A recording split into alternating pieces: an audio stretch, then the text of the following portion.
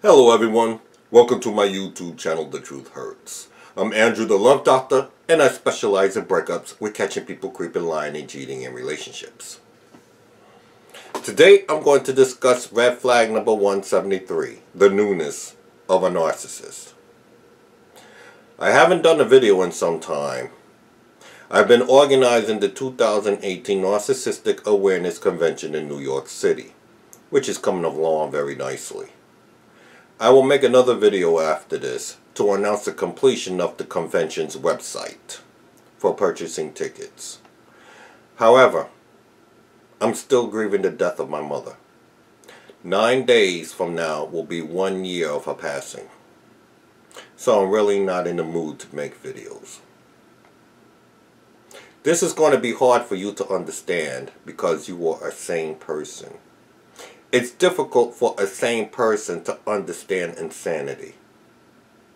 Even the Love Doctor has, from time to refer back to his first book to seek clarity of his hindsight. Please see red flag number 146, the hindsight of a narcissist. With narcissists, nothing with them is long-term. Everything is short-term. Their track record speaks for themselves. Red flag! When you see excessive partners in a person's life, run! That's the sign of a whorish behavior. Please see red flag number 113, the whorish behavior of a narcissist. Multiple people, short time. Pretending to be long-term.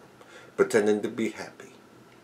This is why I encourage the clients that I coach not to start their Narcs Facebook page, because it's nothing but lies. Intentionally posted to hurt you. One of my clients told me, he's posted a pic with a woman and they look happy together. My response is always the same. The pictures that they took with you, didn't they look happy with you? That's the illusion that they're weaving. Another example. They claim to be in a relationship, yet you see no pictures of them with anyone. If they have a picture of someone, those pics are never up for long. 2 months and they're gone. The only time it becomes long-term with an narc is when they have something to lose in the investment. Because that's what a relationship is an investment. Real estate property, business, children, etc. These monsters are only there because they are going through the motions. These motions are created by instant gratification of excitement. A new place to go, a new person to see. Think of a look on a child's face when you take them to the amusement park.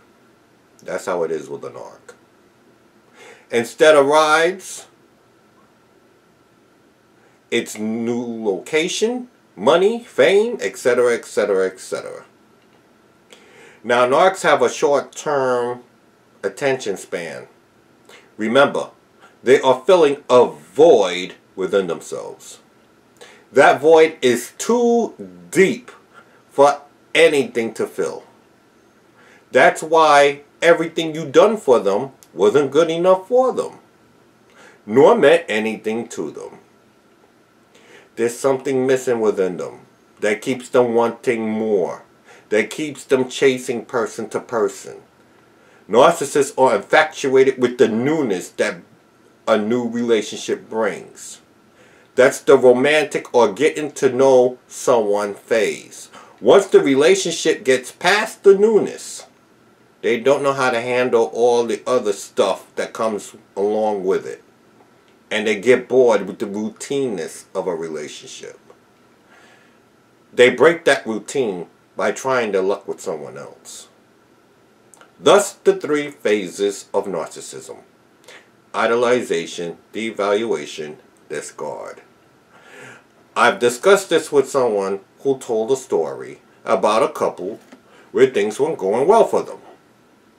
The woman hasn't for 1 day stopped thinking about her ex-boyfriend. She was told she resents the fact that the ex wasn't like her present boyfriend. Yet she desires the ex-boyfriend. Thus, she's doing nothing but going through the motions with the new man, and the relationship is doomed from the start. Because she hasn't finished grieving the demise of the old relationship. She's depressed and searching for happiness without mourning the death of the old relationship. She sees the new guy as a saint because he's saying and doing all the things she longed to hear from the previous relationship.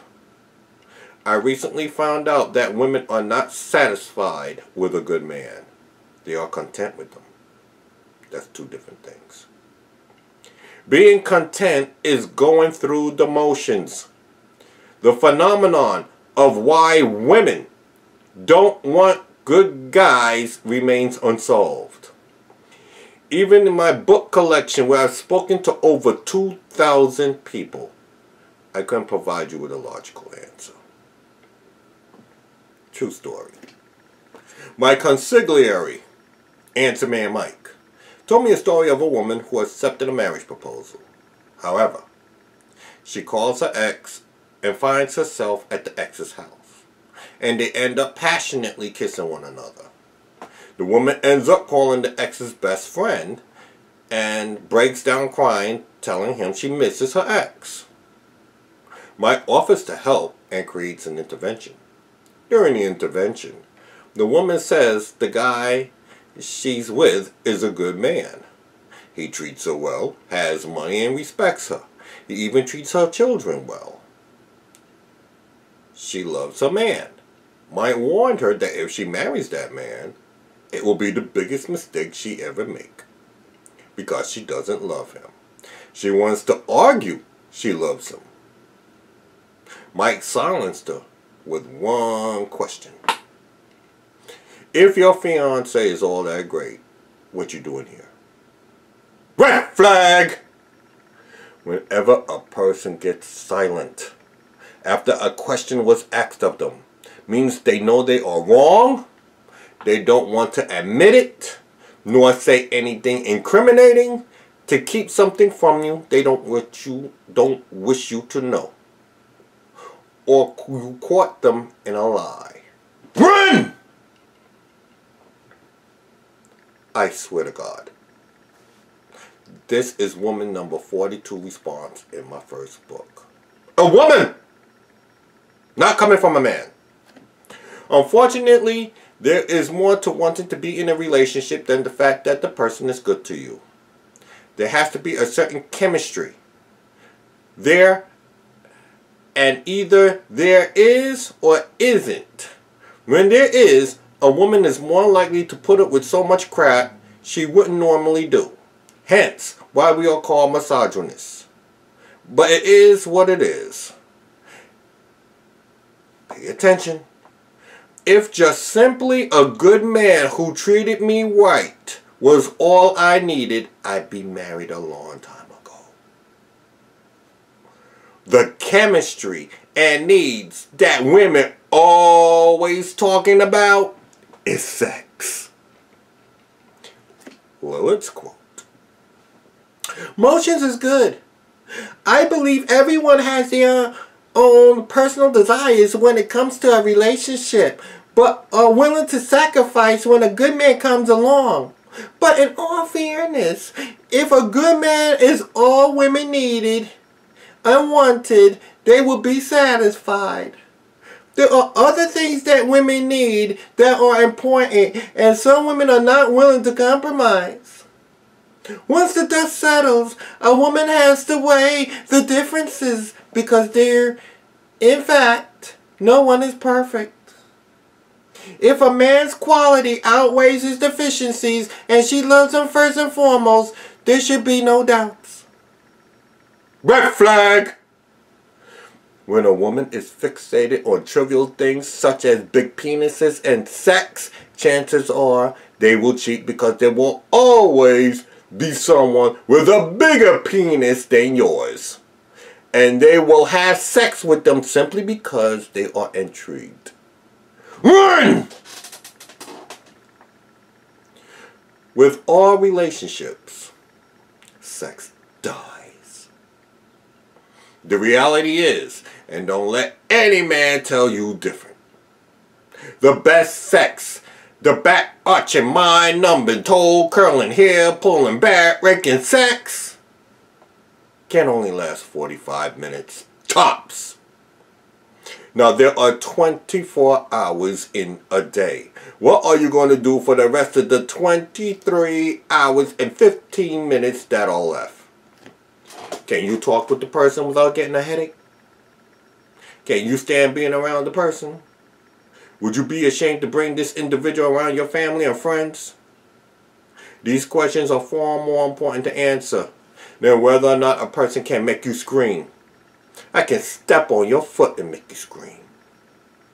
Now, many of you want to get into a relationship to relieve the pain of being alone. Don't do it. This is the worst thing you can do.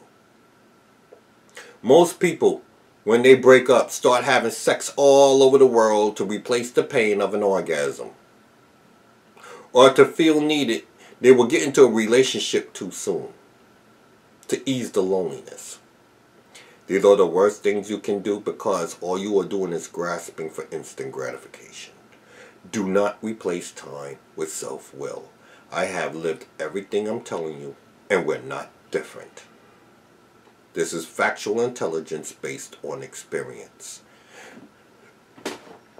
Time will be the only factor and only reprieve for relief.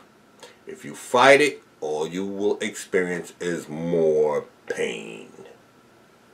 The last thing you want is what happened to me, where the Narcs family was thinking that I, the fiancé, was nothing more than the flavor of the month.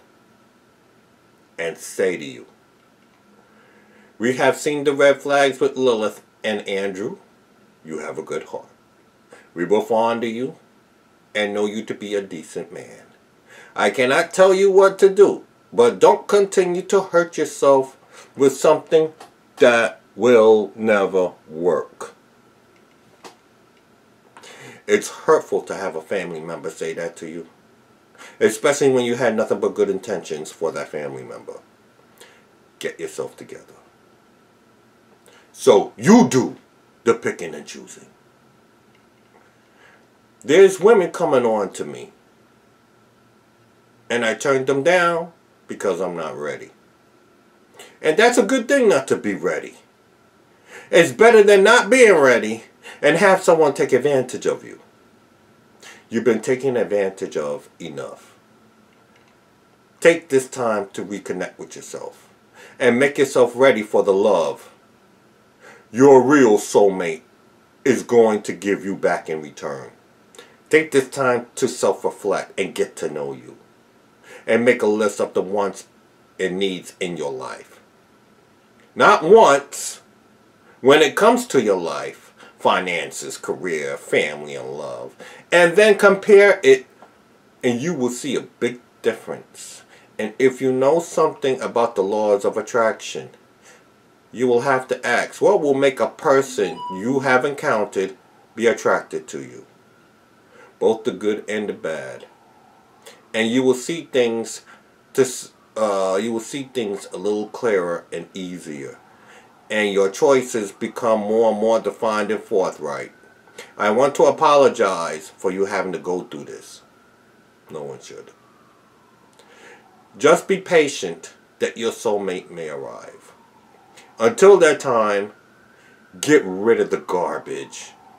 Or in a nicer term, clean up your closet.